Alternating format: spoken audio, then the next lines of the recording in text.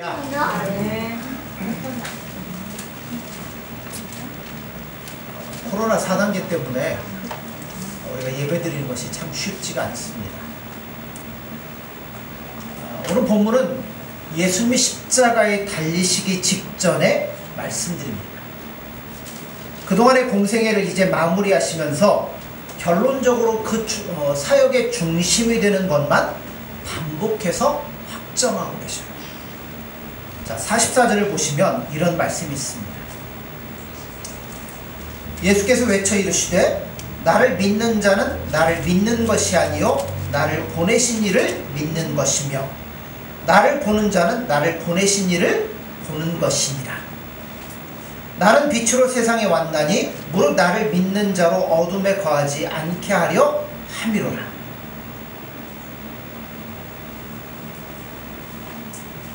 성경이 우리에게 들려주고 싶은 말씀은, 예수께서 이 땅에 오셔서 행하신 어떤 기적이나 어떤 가르침도 사실 우리의 구원을 위해서 어떠한 효력을 발휘하지 못하더라는 겁니다. 들으면 참 이상하죠. 예수님이 기적도 행하셨고 말씀도 주셨고 사람들도 많이 따라다녔는데 그것이 사람들을 구원하는 데 있어서 효력을 발휘하지 못하더라는 겁니다. 성경은 분명히 예수님께서 잘 가르치시고 기적을 이루셨기 때문에 사람이 놀라고 항복했다고 기록하고 있지는 않습니다. 그래서 본문 37절에 보면 이렇게 말씀하고 있어요. 37절에 보면 이렇게 많은 표적을 그들 앞에서 행하셨으나 뭐 했다고요? 그를 믿지 아니하였다라고 성경은 분명하게 결론을 내리고 있습니다. 요한복음 서두에 보면 우리가 알고 있는 것처럼 빛이 세상에 왔으되 사람들이 빛보다 어두움을 좋아했다고 말씀합니다.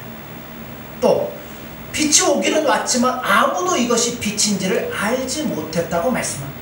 뿐만 아니라 세상을 지으신 주인이 왔음에도 아무도 영접하지 아니하였다고 요한복음 서두에서 기록하고 있습니다. 바로 복음서가 밝히고 싶어하는 말씀이 무엇이냐면 이거예요. 이게 가장 중심이 되고 초점이 된다는 겁니다. 여러분, 우리가 구원받는 것은 어떻게 구원받습니까? 아니요. 예수님의 은혜로 구원받습니다. 그 은혜라는 걸 놓치기 때문에 신앙에 뭐가 없냐면 감사가 없고 감격이 없다는 거예요. 37절 뒤에 있는 말씀을 덧붙여서 쭉 나오는 말씀을 보면 이사야의 말씀을 이루려 함이라고 했어요. 근데 그 이사야의 말씀이 무엇이냐면 주여 우리에게서 들은 바를 누가 믿었으며 주의 팔이 누구에게 나타났나이까 하였더라. 아무도 믿지 않더라는 겁니다. 또 이어서 이사야의 다른 예언을 말씀하는데 그들의 눈을 멀게 하시고 그들의 마음을 완고하게 하셨으니 이는 그들로 하여금 눈으로 보고 마음으로 깨닫고 돌이켜 내게 고침을 받지 못하게 하려 함이라 하였습니다. 이상한 말씀 아닌가요? 오히려 눈을 열어서 듣고 깨닫고 나오게 해야 되는데 눈을 멀게 하고 알지 못하게 한다고 해요. 이게 무슨 말씀일까요? 이 말씀에 대해서 무지한 생각에 용감하게 이런 질문하는 사람들도 있습니다. 어떻게 질문하냐면 결국 하나님께서 예수님을 못 믿게 하려고 보내신 거 아닙니까? 하나님께서 인간을 약 올리려고 예수님 보낸 거 아닙니까? 하고 대들 수 있는 자들도 있어요. 그러나 과연 성경이 그렇게 말씀할까요? 성경이 우리에게 말씀하고자 하는 것은 이것입니다. 자, 문제는 뭐냐면 진리를 가르쳐도 의의를 가르쳐줘도 모든 것들을 가르쳐줘도 거기에 대해서 우리는 뭐하냐면 반응할 만한 수준이 되지를 못하더라는 겁니다. 가르쳐줘도 모르고 깨닫게 해줘도 모른다면 왜 예수님 오셨을까요? 그런 결과가 있을 것을 아시면서 왜 예수님을 이 땅에 보내셨을까요? 예수님 이 땅에 오신 것은 우리 가르치려고 오신 게 아니에요. 안 된다는 걸 아시기 때문에 뭐하러 오셨어요? 우리를 대신하여 십자가에서 죽으러 이 땅에 오신 겁니다. 우리를 설득시키기 위해서 설명하려고 이 땅에 오신 것이 아니라 이렇게도 못 알아듣고 저렇게도 못 알아들으니까 그거를 밝히기 위해서 예수님의 공생애가 있는 거예요. 자, 오병이어를 통해 보여줘도 모르고 뭐 나사로를 살려도 모르더라는 겁니다. 그러니까 뭐밖에 없다고요? 죽으신 것밖에는 방법이 없다는 겁니다. 결론은 예수님 이 땅에 죽으러 오셨어요. 우리 죄를 대신하여서 십자가에 죽으심으로 우리의 모든 죄를 용서해 주시고 우리를 구원하러 이 땅에 오셨다는 겁니다. 방법이 그거 하나밖에 없다는 거죠. 이 말씀을 들으면서 우리가 깜짝 놀라야 돼요. 그럼 우리에게는 뭐가 없어요? 아무런 희망이 없어요. 심지어 예수님 오셔서 가르쳐 주는데도 못 알아듣고 못 받아들인다면 우리에게 무슨 소망이 있고 무슨 희망이 있겠습니까? 우리가 예수 믿는다는 수준이 그것밖에 안 될까요? 어떤 분들은 그러죠. 아니다. 나는 그래도 믿으려고 이렇게 하지 않습니까? 나는 이렇게 예배당에도 오고 예배드려도 오고 나는 말씀도 사모하고 이렇게 믿으려고 하지 않습니까? 그런데 성경은 그렇게 말씀하지 않아요. 자, 42절에서 43절을 보시면 그러나 관리 중에도 그를 믿는 자가 많되 바리새인들 때문에 드러나게 말하지 못하니 이는 출교를 당할까 두려워함이라. 그들은 사람의 영광을 하나님의 영광보다 더 사랑하였더라. 바로 이 부언되어 있는 이 말씀으로 우리 삶을 한번 돌아보셔야 되는 거예요.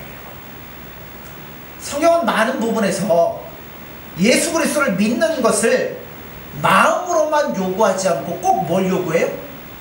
시인할 것을 요구를 합니다. 대표적인 말씀이 누가복음 12장 8절 9절에 있는데요.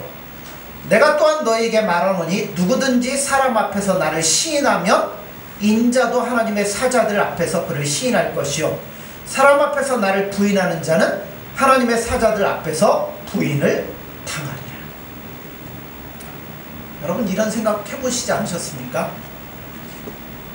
왜 성경이 자꾸만 시인을 요구할까요? 그냥 마음으로 믿으면 되죠. 꼭 시인을 해야 될까요? 왜 그러냐면 입으로 시인한 사람 치고 똑똑한 사람 보지 못했다고 얘기를 하죠. 왜 그러냐면 입으로는 예수를 믿는다고 하는 행동을 보면 그렇지 못한 사람들을 많이 보기 때문에 이런 생각이 우리 가운데 있는 것 같습니다. 그러나 성경은 입으로 시인할 것을 요구하는 것은 우리가 생각하는 것보다 훨씬 깊은 이유가 있기 때문에 시인하라고 말씀하는 거예요. 왜 그러냐면 여러분 사람은 마음으로 생각하는 것이 자기 것이 아니라는 것을 성경은 지적하고 싶어하는 겁니다. 여러분 내가 마음으로 그것을 먹었다고 해서 그게 내 생각인 게 아니에요. 로마서 7장 14절 20절에 보면 우리가 율법은 신령한 줄 알거니와 나는 육신에 속하여 죄 아래 팔렸도다. 내가 행하는 것을 내가 알지 못하노니 곧 내가 원하는 것은 행하지 아니하고 도리어 미워하는 것을 행함이라. 만일 내가 원하지 아니하는 그것을 행하면 내가 이로써 율법이 선한 것을 시인하노니 이제는 그것을 행하는 자가 내가 아니요 내 속에 거하는 죄니라. 내 속 곧 내 육신에 선한 것이 거하지 아니하는 줄을 아노니 원함은 내게 있으나 선을 행하는 것은 없노라. 내가 원하는 바 선은 행하지 아니하고 도리어 원하지 아니하는 바 악을 행하는도다. 만일 내가 원하지 아니하는 그것을 하면 이를 행하는 자는 내가 아니요 내 속에 거하는 죄니라. 이 말씀은 인간에 관한 설명 중에 꼭 기억해야 되는 중요한 말씀입니다. 쉽게 말해서 사람이란 그렇게 생각은 할 수 있어도 그렇게 살 수 있는 존재는 아니라는 거예요. 즉 다른 말로 얘기하면 인간이 자기 자신에 대해서 주인이 되고 있지 못하다라는 겁니다. 성경은 사람의 주인이 누구라고 말해요? 로마서 금방 읽었죠. 가장 마지막에 죄라고 말씀합니다. 사람은 주인이 따로 있다고 생각하는데 그게 뭐냐면 죄라는 겁니다. 이것을 인격적으로 표현하면 사탄의 노예이고 원리적으로 따지자면 죄의 종이라는 거예요. 우리는 자기가 마음으로 원하고 공감한다고 해서 그대로 사는 사람들이 아닙니다. 사람이 정말 마음이 원하는 대로 사는지 여러분도 한번 생각해 보세요. 그렇지 못합니다. 내가 마음을 그렇게 먹으면 내가 그런 사람 같은데요. 절대 아니에요. 속으시면 안 됩니다. 내가 선한 마음을 먹고 선한 일을 하고 그걸 각오한다고 해서 내가 선한 사람일 거라고 생각하면 천만의 말씀이라는 거예요. 제가 아침마다 나가서 이제 테니스를 치는데 테니스를 치는 사람들 중에 우주 군청에 근무하다가 은퇴한 분이 이제 한 분 계셔요. 이분이 술을 얼마나 좋아하는지 아침에 운동하러 나올 때도 소주 한 병 먹고 나오는 사람이 이 사람이에요. 근데 이 사람이 얼굴도 싹하면 술을 하도 먹어가지고 근데 간도 안 좋고 몸에 참 안 좋아요. 그래서 뭐라고 얘기하냐면 저보다 이제 윗벌이 좋으니까 저한테 안 믿는 사람이니까 최 목사 나 이제 술 안 먹을 거야 이 얘기를 하더라고요. 안 먹기로 작정을 했어요. 근데 결심만 그렇게 하지 항상 보면 뭐예요? 네, 이거를 먹는 거예요. 그러면서 하는 얘기가 전에는 내가 이 안 먹기로 작정을 안 하고 그냥 막 먹었는데 이제 안 먹기로 작정하고 이제 작정을 했는데 먹었으니까 그냥 먹을 때보다는 뭐 하다고요? 네, 더 낫다고 스스로 생각을 하고 있는 거예요. 똑같잖아요. 작정을 하고 먹을 때나 안 작정하고 먹을 때나 먹는 건 똑같은데 이게 무슨 차이가 있어. 근데 자기는 이제는 안 먹겠다고 작정을 하고 먹은 거니까 그나마 낫다라고 생각을 해요. 이게 다른 사람 얘기가 아니라 우리 얘기일 수 있어요. 내가 옳은 일에 공감하고 좋은 결심을 했다는 것은 그렇기 때문에 내가 이제는 괜찮고 좋은 것이라고 생각할 수가 없습니다. 그렇지 않아요. 오히려 우리가 착각 속에 빠져드는 거죠. 우리 속에는 뭐가 있다고요? 저는 제가 건강한 줄 알았어요. 그런 거 안 걸릴 줄 알았어. 근데 이게 딱 있고 나니까 얼마나 아픈지요? 이게 뭐 어떤 분들은 해산하는 고통과 맞먹을 거라고 경험하신 분들이 있죠. 여기 우리 김영은 집사도 경험을 했고 얼마나 아픈지 정말 힘들어요. 괜찮다고 생각하는데 아니에요. 우리 안에 있어요. 여기에 속으면 안 되는 거예요. 그런데 이 죄가 여러 가지 것으로 우리를 착각하게 만들고 넘어지게 만드는데 때로는 자존심이라는 형태로 우리를 사로잡을 때도 있습니다. 인간이 처음 죄를 지을 때가 언제였냐면 아담과 하와가 죄를 지을 때죠. 근데 사탄이 아담과 하와를 어떻게 유혹합니까? 그렇죠. 선악과를 따먹는 날은 누구처럼 된다고요? 하나님처럼 된다. 쉽게 얘기하면 하나님하고 뭐 한다는 거예요? 맞먹는다는 거죠. 하나님은 아는데 왜 나는 모르나? 그래가지고 뭐 한 거예요? 딱 하나님처럼 되려고 따먹었습니다. 맞먹으려고 따먹었어요. 그래서 드디어 하나님과 맞먹게 된 게 있습니까? 아무것도 없죠. 뭐만 알게 됐어요? 그렇죠. 죄와 악에 대해서 눈을 떴을 뿐이라는 겁니다. 그래서 지금도 세상 사람들이 신자들을 과시할 때 우리 사실 세상에 대해서 잘 몰라요. 예수님 한번 사랑하고 예수님만 의지하고 살아가기도 바쁜데 세상의 모든 것들 우리가 어떻게 알아요? 그러니까 세상 사람들은 우리에 대해서 뭐라 그래요? 세상에 대해서 아무것도 모른다고 얘기를 하죠. 오히려 우리를 불쌍히 여깁니다. 이것이 세상이 우리를 측은히 여기는 것인데 이런 문제에 부딪히면 신자들도 스스로 뭐 하게 돼요? 스스로 위축하게 되는 경우들이 있습니다. 스스로 나는 세상에 잘 몰라. 이것밖에 몰라. 근데 여러분 세상 아는 게 뭐에 대해 아는 거예요? 죄에 대해 아는 거예요. 죄에 대해 아는 게 뭐 자랑입니까? 여러분 죄를 알려면 어떻게 해야 돼요? 죄에 빠져봐야 되고 죄에서 허덕여봐야 되고 죄가 뭔지를 느껴봐야 아는 거지 그거 안 해보고 죄가 뭔지 아는 사람은 아무도 없어요. 죄 때문에 처절해지고 손해보고 슬퍼지고 괴로워진 것 그게 자랑입니까? 안 하는 게 좋지요. 사람들은 이해를 못합니다. 그런데도 죄를 많이 알고 있는 자들이 출세하고 모르는 사람들은 바보 같은 느낌에 들 때가 많습니다. 그런 것 때문에 자존심 상할 때가 많아요. 근데 그럴 필요가 없습니다. 또 우리 자존심을 어떻게 건드리냐면 이런 겁니다. 죄를 지은 사람이 훨씬 세상에 대해서 지적으로 뛰어난 사람이고, 죄를 안 짓는 자는 아무것도 못 배우고 인생을 도대체 모르는 바보처럼 여길 때가 많아요. 어느 날 어떤 예수님을 잘 믿는 친구가 예수님을 안 믿는 친구에게 이렇게 한번 과시했어.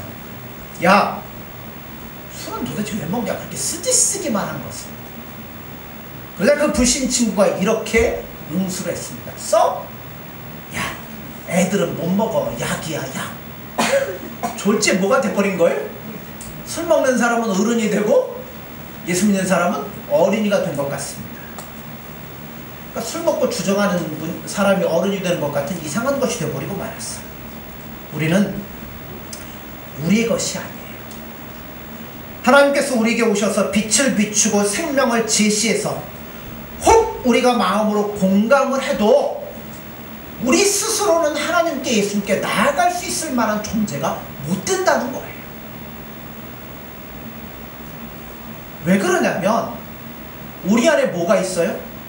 죄가 있어서 그것이 주인 노릇을 하기 때문에 이 죄가 사라지기 전에는 우린 예수님 앞에 나아갈 수 있을 만한 존재가 못 된다는 거예요.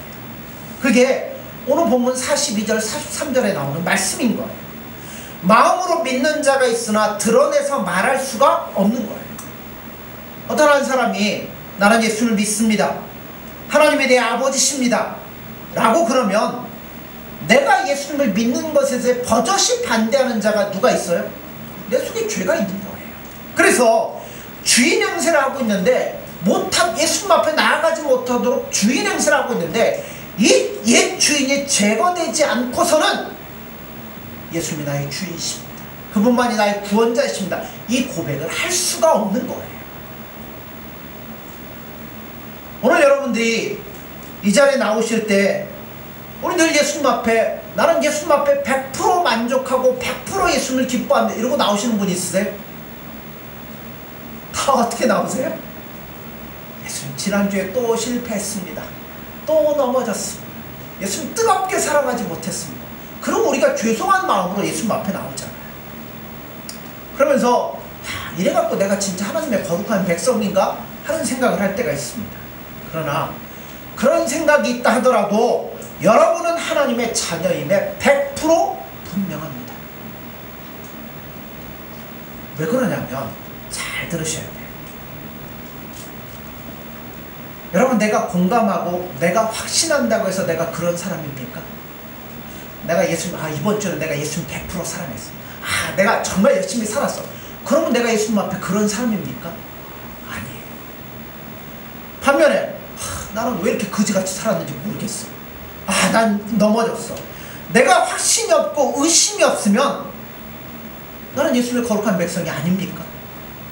여러분, 우리는 자꾸 뭘로 확인하려면 내 감정, 내 생각, 내 행동 가지고 나의 신앙과 믿음과 이런 것들을 확인하려고 한다는 거예요.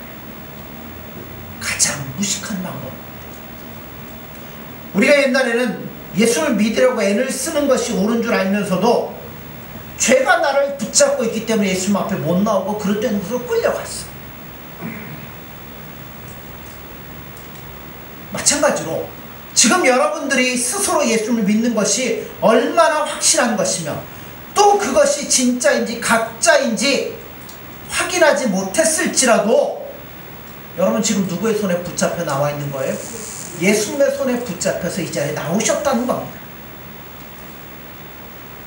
그러면 여러분이 누굽니까? 하나님의 자녀인 거예요.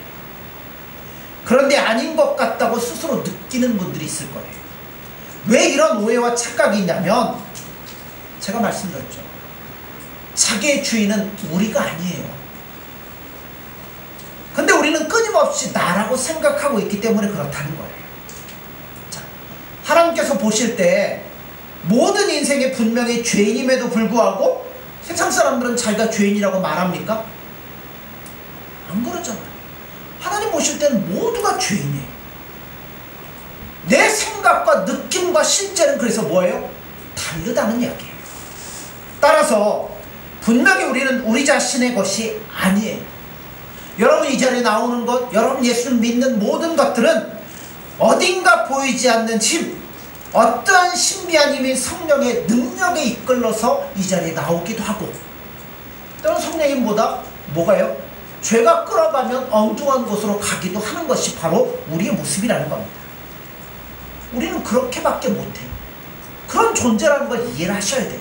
그러므로 구원이란 뭐냐면 결코 설득당하고 납득당하고 공감함으로 항복해서 믿는 게 아니에요.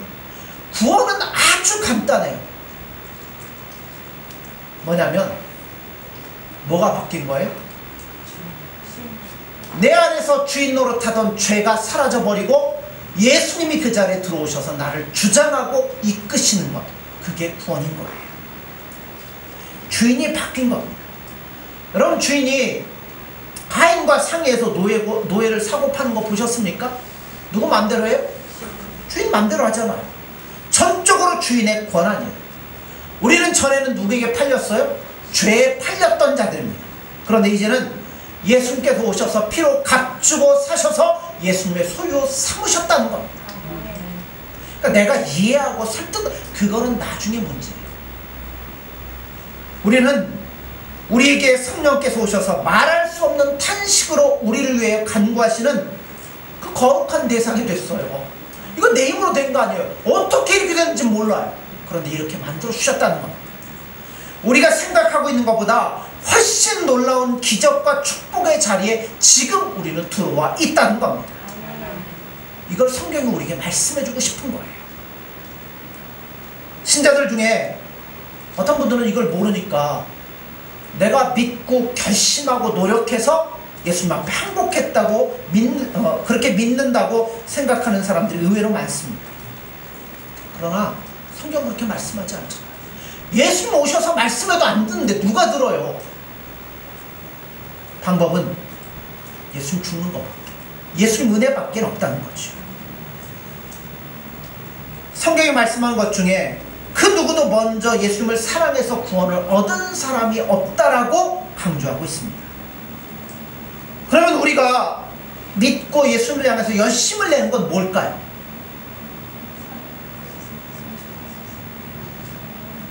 그거는 예수님 우리의 주인이 되셔서 우리 마음의 문을 열어주시고 영적인 눈을 띄워주셔서 예수님이 누구인지를 알게 하시고 그분이 나에게 하셨던 것들이 무엇인가를 깨닫게 해주셨기 때문에 이제는 뭐 하게 되는 거예요? 그 예수님을 사랑하며 그 예수님을 의지하고 그 예수님을 믿고 그 예수님과 동행하고자 하는 열심이 우리 안에 솟아나오게 된다는 겁니다. 그래서 우리 안에 뭘 불어넣어 주셔요? 사랑을 불어넣어 주시다. 예수님의 온갖 사랑을 우리는 부어넣어 주시잖아요. 그래서 마침내 우리가 예수님을 향하여 열심과 정성을 가지도록 만들어 주시는 겁니다. 그러므로 열심을 내서 얻은 위치가 아니라 은혜로 말미암아 얻은 열심이고, 여러분 이 예수님의 은혜라고 밖에는 말할 수밖에 없다는 겁니다. 그래서 우리는 뭐 해야 돼요? 내가 아무것도 못했을 때 예수님이 나를 사랑하셔서 내 주인이 되어주셨고 나에게 사랑을 부어주셨으니까 이제는 우리는 뭐 하자고요?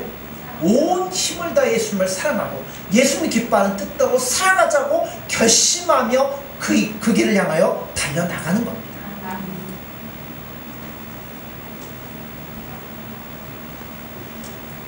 근데 이거를 모르니까 신자들이 자꾸만 확인을 하려고 해요. 뭐에 의해서? 내 생각과 내 감정에 의해서 확인하려고. 내가 진짜인지 가짜인지, 내가 구원받는 백성인지 아닌지. 그래서 그걸 확인하고 싶어서 종종 하는 얘기가 있죠. 예수님께. 예수님 꿈에라도 좋사오니 한 번만 딱 보여주시면 뭐 한다고요? 열심을 다해 예수님 믿겠습니다. 자꾸만 확인하려고 해요. 어느 날 어떤 집사님이 용한 전쟁이를 찾아갔더래요. 왜 갔는지는 모르겠어요. 자우지가 전 보러 갔겠죠. 점 보러 갔더니 점쟁이가 그러더래요. 당신은 나와 같은 사람이 아닙니다. 당신 속에는 존귀한 분이 계시고 딱 보니까 당신은 예수를 믿는 사람입니다. 그래서 나는 당신의 점괘를 볼 수 없습니다. 근데 이 집사님 어떻게 했겠어요? 얼마나 기분이 좋은지, 거룩한 거 입고 예수님 점괘가 안 나오는데 얼마나 기쁘겠어요. 그래서 뭐 했겠어요? 교회로 갔죠. 그래가지고 구역 예배 뭐 여전대 모일 때마다 뭐 하는 거예요? 내가 누구 점쟁이 갔더니 점쟁이가 막 이렇게 내가 예수님 얼마나 살면 이렇게 하더래. 그 다음날 난리가 났어요. 어떤 난리가 났겠어요? 그거에 집사들이 다 어디 갔어요? 점쟁이한테 가서 뭐 하려고요? 확인하려고 거기를 갔다는 얘기가 있습니다.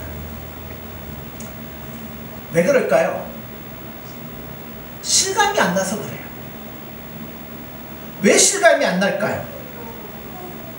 내가 어떤 인고의 과정을 거치고 온갖 노력을 내고 예수님을 믿어가지고 구원을 받았으면 뭐 했겠어요? 내가 이렇게 했지. 근데 여러분, 우리는 그렇게 구원받지 않았잖아. 전혀 모르는 사이에 뭐 한 거예요?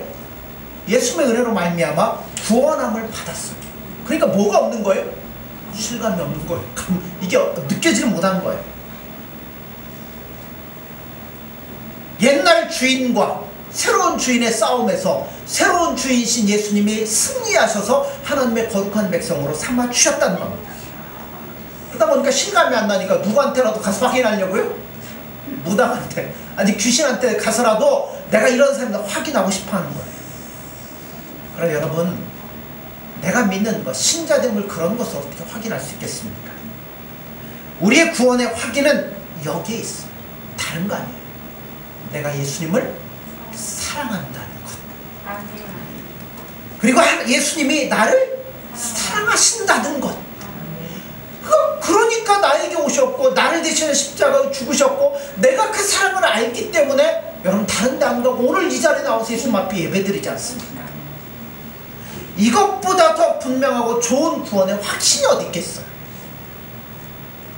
우리는 그렇게 예수님을 사랑한다는 것을 과거에는 도무지 꿈에도 상상 못했어요. 왜냐하면 누가 우리 주인이었기 때문에, 죄가 우리 주인이었기 때문에 예수님을 어떻게 알았겠어요? 어떻게 상상했겠어요? 예수 믿으러 나오지도 못했다는 겁니다.